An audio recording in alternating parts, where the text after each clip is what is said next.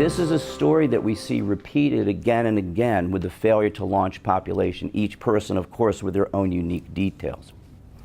It's a story of multiple risk factors piling on year after year that eventually completely derail the person's developmental trajectory. Risk factors like brains that are hardwired for mental illness, family dysfunction, school isolation, academic failure, self-loathing, physical and sexual trauma. So we know the risk factors over here.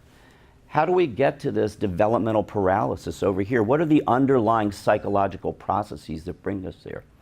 So let me borrow from self-determination theory for a bit and talk how that might be a useful framework for understanding this process. So self-determination theory posits that we all have these fundamental drives for self-realization, self-actualization, to reach our potential as fully as we possibly can in our lives.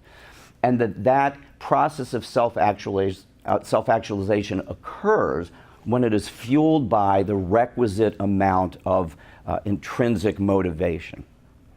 Well, where does intrinsic motivation come from? This drive to approach life energetically and enthusiastically. Where does that come from?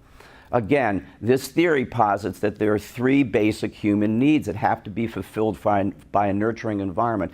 The need for relatedness, the need for competence, the need for autonomy. So relatedness, I can have a relationship with you which is deeply emotionally intimate, fulfilling for both of us, gives us both a sense of purpose and meaning in our lives.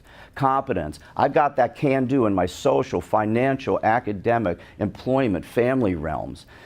And then autonomy, well, because I'm connected to people, and because I know I can do things well, I can see my future in front of me, and I want to make sure that the decisions that I make today are going to lead to a productive, independent future. Resilience also arises in this nurturing setting because we've bounced ourselves off the world so many times against its emotional challenges that we know we can respond in a very adaptive way to stress. Okay, now, here's the kicker in all this.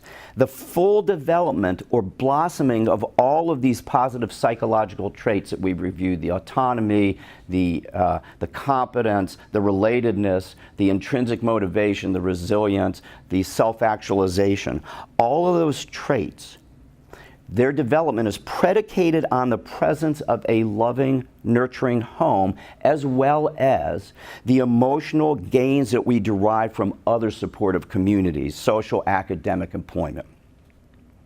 But the failure to launch young adult population is not held consistently by nurturing communities and relationships, but by a world that to them often feels rejecting, bullying, abusive, isolating, abandoning, critical. So what develops instead in these risk-heavy communities that intentionally or not keep emotionally wounding these people? What develops instead is a sense of learned helplessness. Why bother? It doesn't matter if I go to school, it doesn't matter if I drug or drink, it doesn't matter if I make a friend or not, it doesn't matter if I have a job or not, because one way or another I'm going to screw up. And I'm going to get yelled at, and I'm going to feel bad about myself, and it's just going to be another negative outcome. So why bother trying? I think that this trait of of learned helplessness is really the single most problematic emotional trait that we see among the failure to launch population. Because once it has shown up, it signals, for the present at least, not forever, thank God, but for the present at least, that we have temporarily lost the battle for competence, for relatedness, for intrinsic motivation, for self-actualization.